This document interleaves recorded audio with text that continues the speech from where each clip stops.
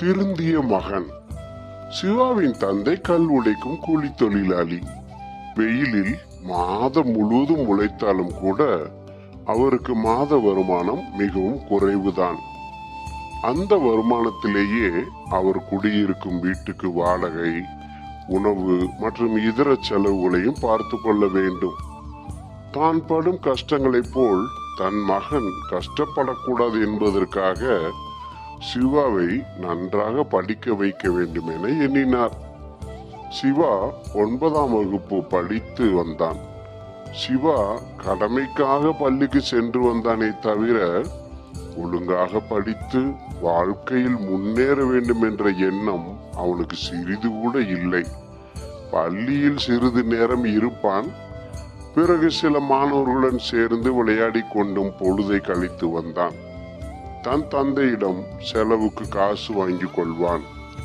அவர் சிவா தனக்கு ஒரே மகன் என்பதாலும் படிக்கும் மாணவர்கள் ஏதாவது வாங்கி சாப்பிடுகிறார்கள் என்று எண்ணி அவன் கேட்கும் பொழுதெல்லாம் பணம் கொடுப்பார். சிவா தன் தந்தையார் கொடுத்த பணத்தை வாங்கி சாப்பிடாமல் தீய நண்பர்களுடன் சேர்ந்து சூதாட்டம் ஆடினான். மற்றவர்கள் அவன் கெட்டவன் என வெறுத்து ஒதுக்கும்படி அவனுடைய செயல்கள் இருந்தன. அவனுடைய வகுப்பாசிரியர் அவனுடைய நடவடிக்கைகள் சரியில்லை என்று கண்டித்தார். பிறகு அவனுடைய அப்பாவிடம் அவனை கண்டித்து வளர்க்குமாறு சொன்னார். ஆனால் இவற்றால் எந்த பயனும் ஏற்படவில்லை. சிவாவின் தந்தையார் அவனுடைய செயல்களால் பெரிதும் மனம் வருந்தினார்.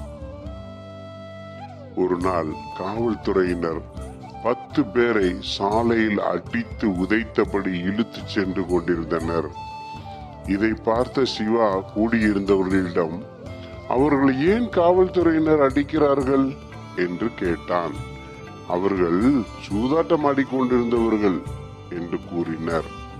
பல நாட்களாக அவர்கள் அகப்படவில்லை என்றும் இன்று வகையாக அகப்பட்டுக் கொண்டார்கள் என்றும் அவர்கள் கூறினர்.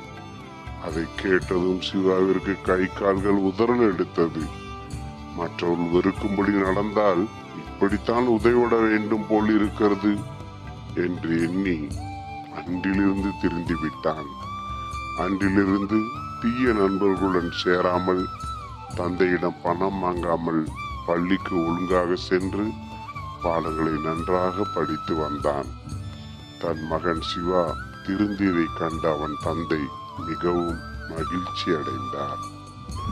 தொடர்ந்து இது போன்ற கதைகளையும் கேட்பதற்கு நம் தமிழ் நம்பர் 1 ஸ்டோரிஸ் சேனலை சப்ஸ்கிரைப் செய்ய மறக்காதீர்கள் நண்பர்களே. வணக்கம்.